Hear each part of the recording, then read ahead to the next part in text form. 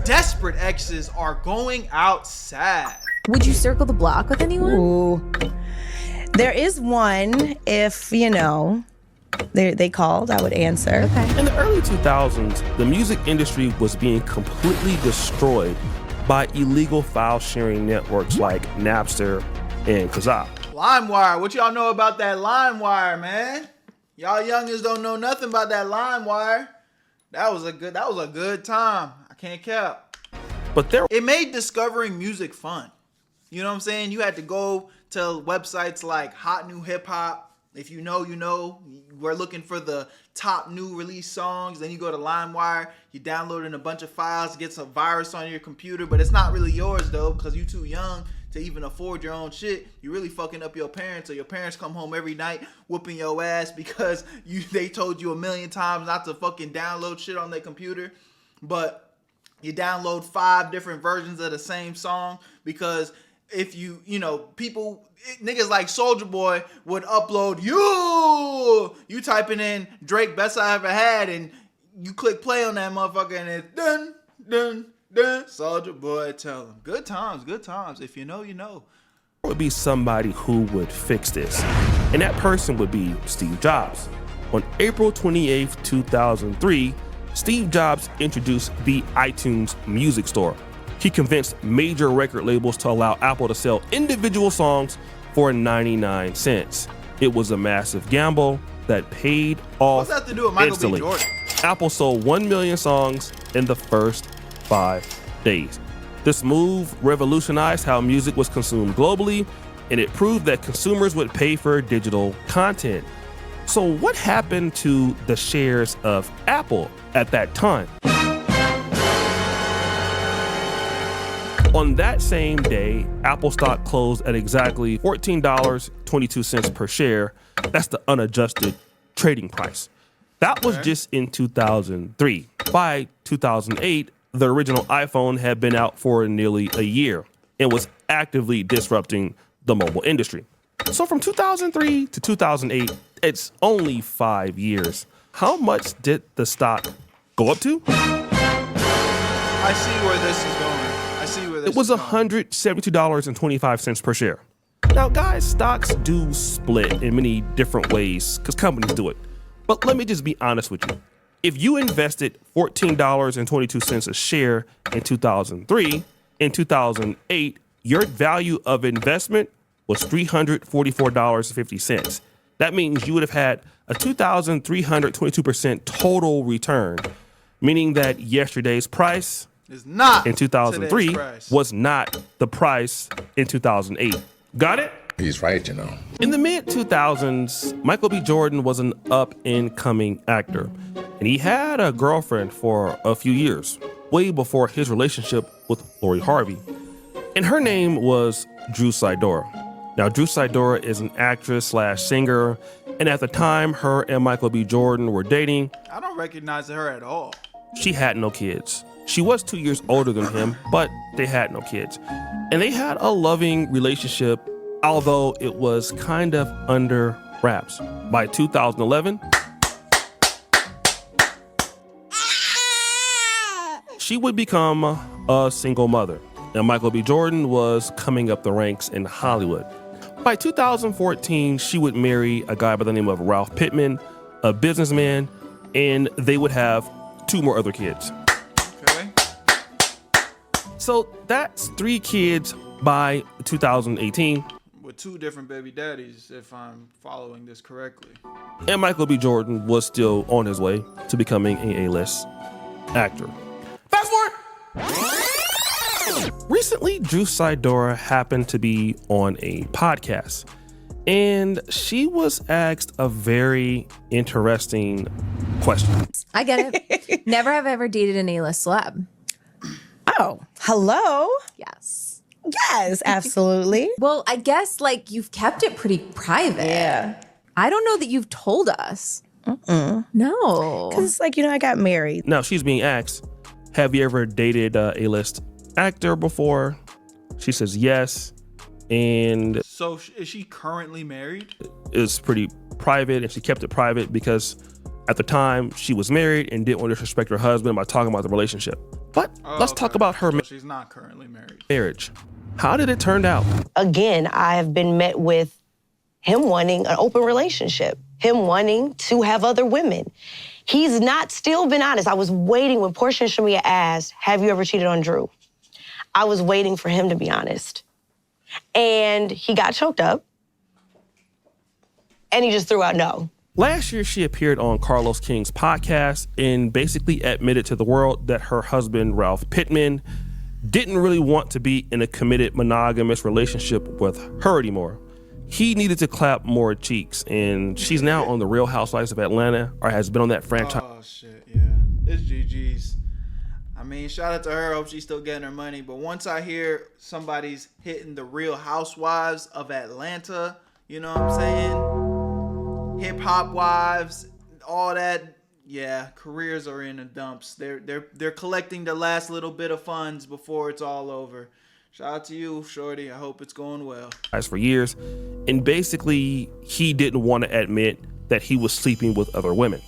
So this is a problem. You had a kid by somebody in 2011 or 2012.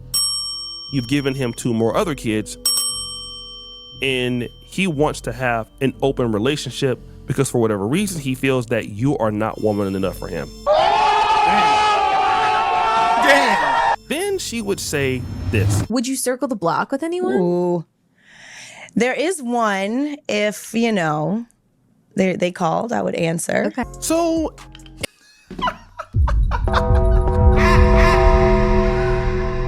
He's not fucking calling. Weirdo. I guarantee you he's not calling. Don't hold your breath on it, baby.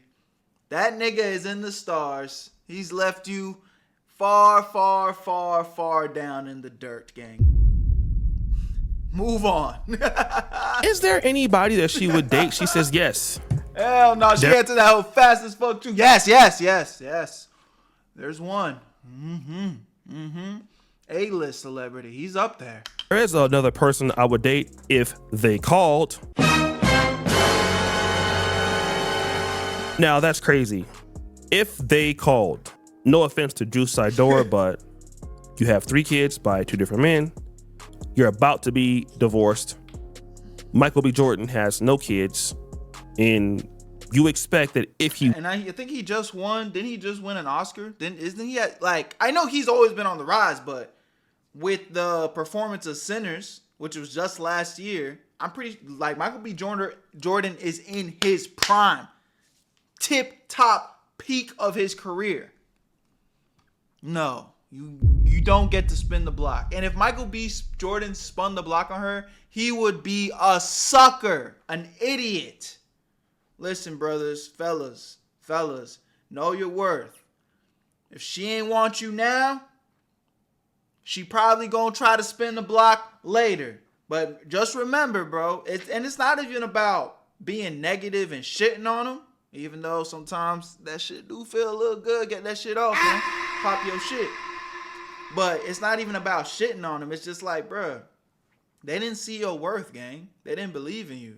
So why would you ever bring yourself down to their level? You know what I'm saying? Like, nah, bro, you put the work in, you believed in you, and I guarantee you there's going to be a beautiful queen that, you know, that is going to see your worth and actually follow you on that journey. Don't be, it's just like, you out of your mind. And mind you, the only reason I'm getting so passionate is because she had the audacity to be like, if he called, nobody asked you that. He's not calling. What are you talking about? would call, you would answer. That's crazy. But here's the most important part. You are both actors. Yeah. He's very handsome. He Yeah. is a family man. You have kids. He'd be great as a stepdad. Wow. Whoa. The lady that's interviewing her is saying, wow, you know, Michael B. Jordan is handsome. He's a family man. He would be a great stepdad. Oh, hell no! And I thought it was pretty interesting because when she broke up with Michael B. Jordan, she probably had no clue the kind of man that he would be. But the problem is, Drew Sidora, just like the Apple stocks in 2003 to 2008, Yesterday's price is not today's price, baby.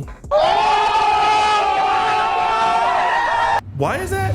When a man fails, he can rebuild. Lost money, rebuild. Failed relationship, rebuild. Lost job, rebuild. Heartbreak, rebuild. Rough season, And this is one of our biggest assets, y'all. Like, hold on. Now, let me show y'all something. Let's keep it on the topic of Michael B. Jordan. I want to show y'all something. Because I know a lot of my younger people watching me need to see this. Give me 1 second. Michael B. Jordan is 39 years old. He's 39 years old. I want y'all to actually put that in perspective, because this version of Michael B. Jordan, I don't know how old he was, but this was well over 10 plus years ago. And this is the version of Michael B. Jordan when he's just getting started. He probably finally got his first big placement on TV or the movie. Because we've seen this face, this young face. I forget what movie it was, but he's been acting a long time. But this version of Michael B. Jordan is broke, and he's young, so he doesn't necessarily need to be rich. But this is early in the phase, man. And this is the perfect definition of stay down till you fucking come up, bro. Y'all be putting so much pressure on yourselves to figure it out. I gotta be rich by 20. I gotta be rich by 18. Michael B. Jordan just reached the peak of his career, and we still have yet to see how far he can go at 39 years old. I know we like to joke, and it's fine if we're just joking. You know what I'm saying? Want to take shots? Ah, man, you're you're cooked. You know, start a family, all this extra shit. But on some real shit, y'all got time, bro. Stop putting all this extra pressure on yourselves, you know, which it's fake pressure. In the real world, nobody expects you to have all that shit put together and have your entire life figured out at 18, gang. 19, 20, 21, 22, 23, 24, 25. Even at 25, like you're still young. You still have time to figure it out. Even at 30, you still have time. Again, Michael B. Jordan is 39. And he finally won an Oscar last year. And we have yet to see where else he's going to go with this shit. So, y'all stay down, man. Stop listening to the noise. Stop putting that negative bullshit in y'all heads that y'all be consuming online, my nigga. You have time. Keep grinding. Stay down. And don't let none of these girls try to play you out your position. You got it, bro. rebuild. Men have the ability to rebuild. And we've seen it with Michael B. Jordan. When he was pretty much left in the dumpster by Lori Harvey, he did exactly what this lady is saying. He rebuilt. By the time he got to Lori Harvey, he was already A-list in. The price was already too high for her in 2020. Then he went through that situation, rebuilt himself, and now his value is even that much more after winning the Oscars. But then there's more. Men have the ability to start over through discipline.